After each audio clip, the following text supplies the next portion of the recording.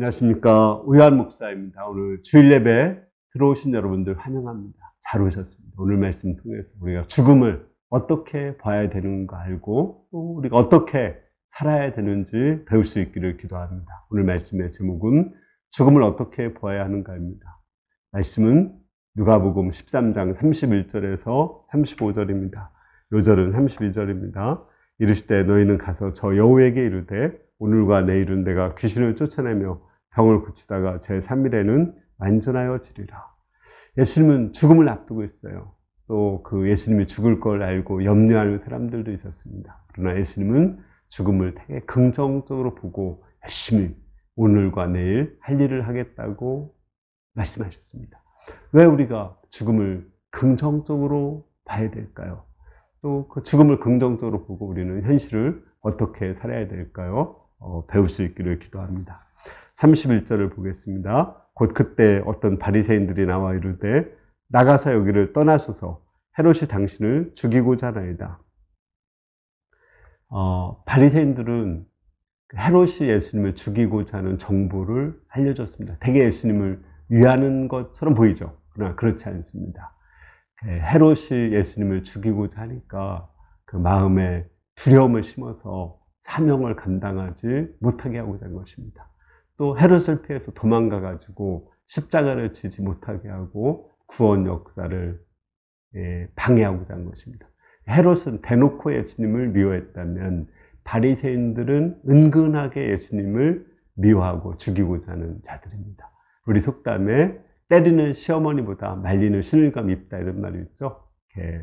그 헤롯이 때리는 그 시어머니라면 이 바리새인들은 말리는 시누이예요. 이렇게 말리는 척하면서 사실은 미워하는, 죽이고자 하는 더 나쁜 놈들이죠. 이중적인 나쁜 놈들입니다. 예수님은 이 말씀을 듣고 어떻게 말씀하셨습니까? 33절을 보겠습니다. 가르치되 가서 저 여우에게 이르되 오늘과 내일 내가 귀신을 쫓아내며 병을 낫게 하다가 제3일에는 완전하여 지리라 하라. 그러나 오늘과 내일과 모레는 내가 갈 길을 가야 하리니 선지자가 예루살렘 밖에서는 죽는 법이 없느니라. 예수님은 자신이 헤롯에 의해서, 여우와 같은 헤롯에 의해서 죽지 않을 것이라고 말씀하셨습니다.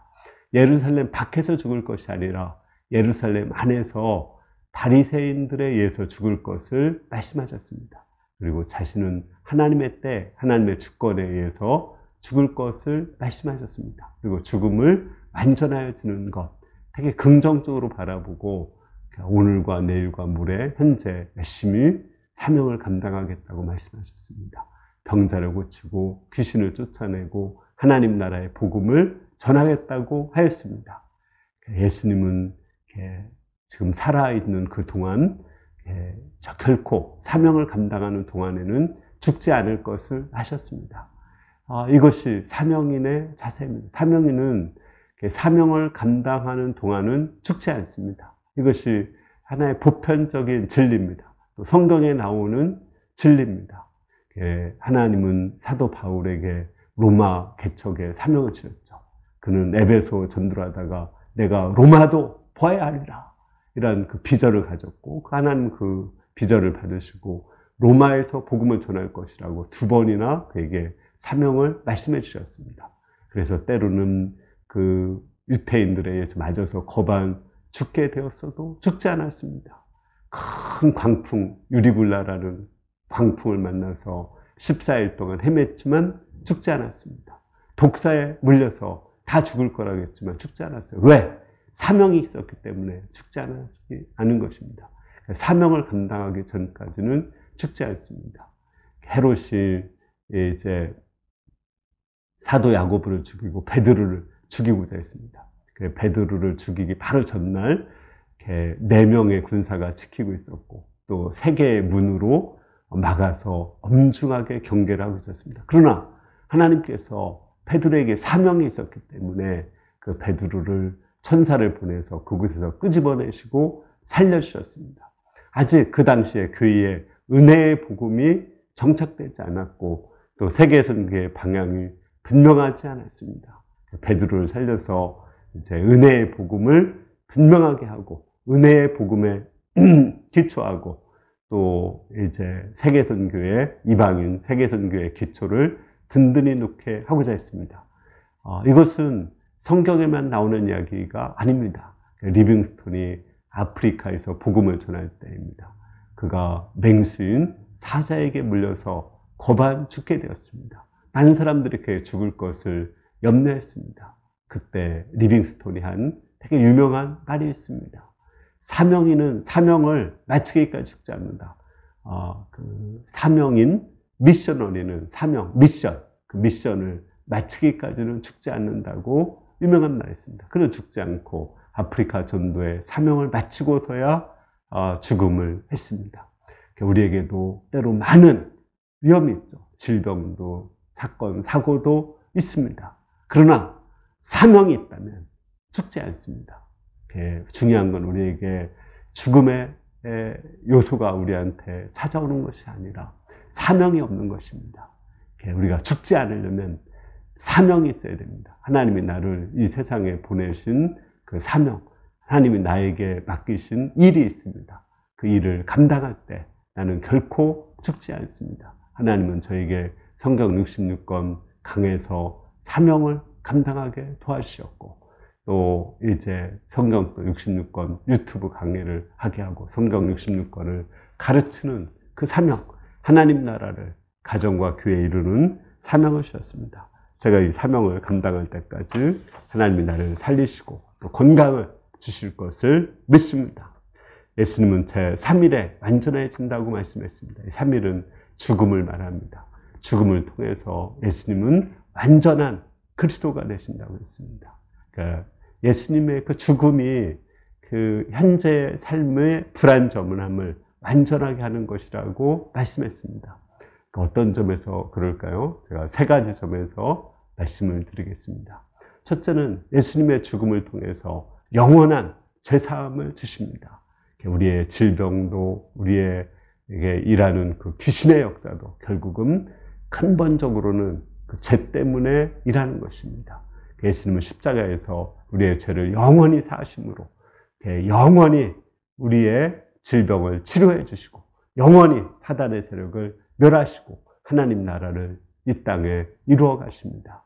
예수님은 살았을 때 병을 고치고 귀신을 쫓아낸 것보다 십자가의 죽으심으로 병을 고치고 귀신을 쫓아낸 것이 훨씬 더 많습니다. 십자가에서 죽으시면서 하신 일이 더 큰 역사인 것입니다.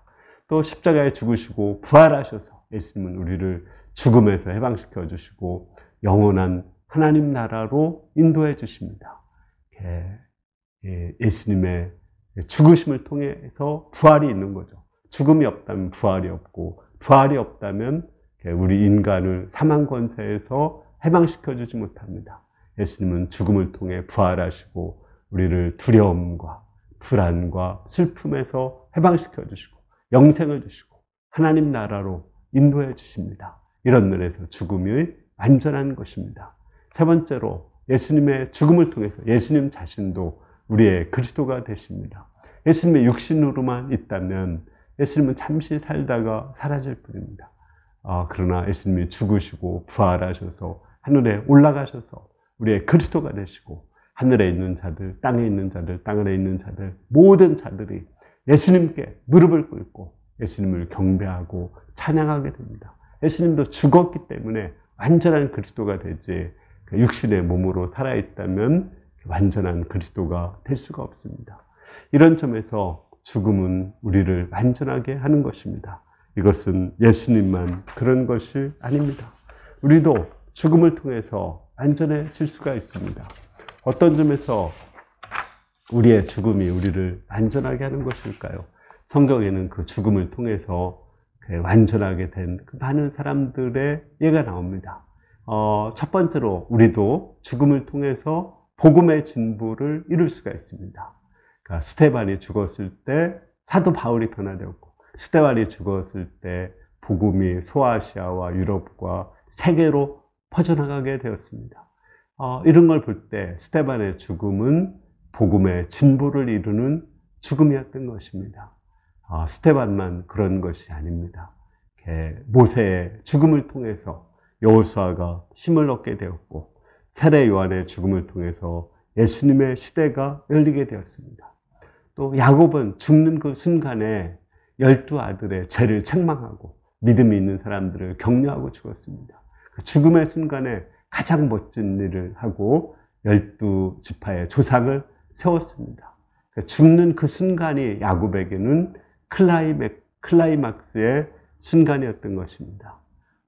또한 둘째로 우리는 죽음을 통해서 육신에서 해방됩니다. 육신이 있기 때문에 이제 눈물도 상함도 고통도 질병도 있죠. 근데 이 육신에서 해방돼요. 또 뿐만 아니라 죽음을 통해서 이 세상에서 해방됩니다. 이 세상이 좋은 것 같지만 신락원인 것입니다. 이 세상은 전쟁과 지진과 화산 폭발과 쓰나미와 온갖 것들이 환경오염들이 있습니다. 우리는 죽음을 통해서 이 세상에서 해방되어서 새하늘과 새 땅에 아주 자유로운 곳에 가서 살게 될 것입니다. 이런 것을 볼 때 죽음은 우리에게 아주 긍정적인 것입니다. 우리는 죽는 그 순간이 이렇게 지금 계속 살다가 그 죽는 순간이 클라이막스라는 것을 알고 지금 하나님의 때까지는 내가 죽지 않는다. 사명을 마치기까지는 죽지 않는다는 걸 알고 열심히 오늘과 내일, 모레 나에게 맡기신 사명을 감당해야 됩니다. 그리고 죽는 그 순간에 가장 큰 복음의 진보를 이루고 큰 구원의 역사를 이루고 하나님 나라의 자유로운 몸이 되어서 입성을 해야 되겠습니다. 근데 예수님을 이렇게 죽이고도 회개치 않는 그 사람들로 인해서 예수님은 안타까워하십니다. 34절을 보겠습니다. 예루살렘아 예루살렘아 선지자들을 죽이고 내게 파송된 자들을 돌로 치는 자여 암탉이 제 새끼를 날개 아래 모음같이 내가 너희의 자녀를 모으려 한 일이 몇 번이냐. 그러나 너희가 원치 아니하였도다. 예수님은 예루살렘으로 인해서 탄식했습니다. 그들은 많은 선지자들을 핍박하고 죽였습니다. 이제 마지막 예수님을 십자가에 죽이고 못 박을 것입니다. 예수님은 그들을 암탉처럼 사랑했습니다. 암탉은 불이 났을 때 그 날개로 그 병아리들을 보호하고 자기가 죽습니다. 독수리가 날라올 때 그 날개로 병아리를 보호하고 자신이 죽습니다. 그런 사랑을 했습니다. 예수님이 정말 탄식한 것은 예루살렘 사람들이 예수님을 십자가에 못 박았기 때문에 탄식하는 것이 아닙니다. 예수님을 못 박고 나서도 자신의 죄를 깨닫지 못하고 회개치 않았기 때문에 예수님은 탄식한 것입니다. 예수님은 그들을 십자가에 죽기까지 사랑하시고 자기의 목숨을 버리셨습니다. 암탉이 병아리를 살리기 위해서 죽은 것처럼 예수님도 십자가에 죽으심으로 우리의 생명을 살리고자 했습니다. 문제는 이러한 사랑을 받고도 회개치 않을 때 그들은 하나님의 큰 심판을 받게 됩니다. 예수님은 그거를 생각하며 탄식을 했습니다. 35절을 보겠습니다. 보라 너희 집이 황폐하여 버림받으리라. 내가 너에게 이르노니 너희가 주의 이름으로 오시는 이를 찬송하리로다 할 때까지 나를 보지 못하리라 하시니라. 예수님은 십자가에 못 박고도 회개치 않고 그 죄를 우리와 우리 자손에게 돌리라고 유태인들을 말했습니다. 이게 얼마나 끔찍한 말입니까? 그 유태인들이 역사상 그렇게 많은 고통을 받은 것이 없습니다. 그 성경에는 에스더서에 보면은 에스더를 통해서 유태인을 구원하셨습니다. 그러나 하나님은 유태인을 구원하지 않고 그 히틀러나 로마에 의해서 얼마나 많은 그 사람들이 집단적으로 학살을 당했는지 알 수가 없습니다. 왜 그들이 그렇게 고통을 당했습니까? 예수님은 십자가에 못 박고도 그 죄를 깨닫고 회개하지 않았기 때문에 그렇습니다. 이것이 끝이 아닙니다. 예수님이 다시 오실 때 그들은 영원한 심판을 받고 불과 유황으로 타는 못에 들어가게 될 것입니다. 그러나 예수님의 그 십자가의 사랑을 깨닫고 내가 바로 예수님을 십자가에 못 박은 죄인이라는 것을 깨닫고 회개하고 예수님을 영접하는 자는 다릅니다. 예수님이 다시 오실 때 주님의 이름으로 오실 때 그들은 예수님을 찬송할 것입니다. 할렐루야. 예수님 사랑합니다. 환영합니다. 예수님이 내 이름을 부를 때 예, 아멘 하고 빨리 달려가게 될 것입니다. 그리고 우리는 새로운 몸을 입고 새하늘과 새 땅에서 영생 복락하며 살게 될 것입니다. 결론적으로 우리가 죽음을 어떻게 봐야 되겠습니까? 많은 사람들이 죽는 것을 두려워하고 죽는 것을 슬퍼하고 안 죽으려고 발버둥칩니다. 그러나 그렇지 않습니다. 우리 성도들에게 죽음은 아주 긍정적인 것입니다. 우리가 나이가 들수록 저는 점점 더 자유롭고 점점 더 신앙이 완성되어 가고 점점 더 클라이막스를 향해서 나가고 있습니다. 저는 20대보다는 30대, 30대보다는 40대, 40대보다는 50대, 50대보다는 60대, 60대보다는 70대, 70대보다는 80대, 80대보다는 그 죽는 그 순간이 가장 영화롭고 아름답게 될 것입니다. 그것을 바라보며 우리는 오늘과 내일 하나님이 나한테 맡기신 사명을 감당해야 됩니다. 그리고 죽는 그 순간에 사명을 위해서 우리는 죽을 것입니다. 그때 그 죽음을 통해서 더 많은 사람들에게 영향력을 나타내고 더 큰 복음의 진보를 이루고 많은 사람들의 구원의 역사를 이룰 것입니다. 뿐만 아니라 우리는 육신과 이 세상에서 해방되어서 완전한 자유를 얻고 새와 같이 자유를 얻어서 새하늘과 새 땅에서 새로운 몸으로 영원토록 영생복락하게 될 것입니다. 여러분들이 죽음을 이렇게 긍정적으로 보고 죽음은 우리의 클라이막스다 이렇게 보고 오늘의 사명, 오늘과 내일 하나님이 나한테 맡기신 사명을 최선을 다해서 믿음으로 감당할 수 있기를 간절히 기도합니다. 아멘. 기도하겠습니다. 은혜로우신 주님, 우리 성도에게 죽음은 절대 부정적인 것이 아니라 가장 아름답고 가장 클라이막스고 긍정적인 것을 고백합니다. 우리가 죽음을 이렇게 긍정적으로 인식하고 오늘과 내일 하나님이 나에게 맡기신 사명을 열심히 감당하고 그 죽는 그 순간에 가장 위대한 일을 하고 하나님 나라에 입성할 수 있도록 축복하여 주시기를 기도합니다. 예수님의 이름으로 기도했습니다. 아멘. 우리 죽음은 클라이막스입니다. 가장 큰 일을, 많은 일을 할 수 있는 그 순간, 가장 자유로워질 수 있는 순간입니다. 이를 바라보며 한 발짝 한 발짝 우리가 그날을 향해서 나갈 수 있기를 기도합니다. 감사합니다.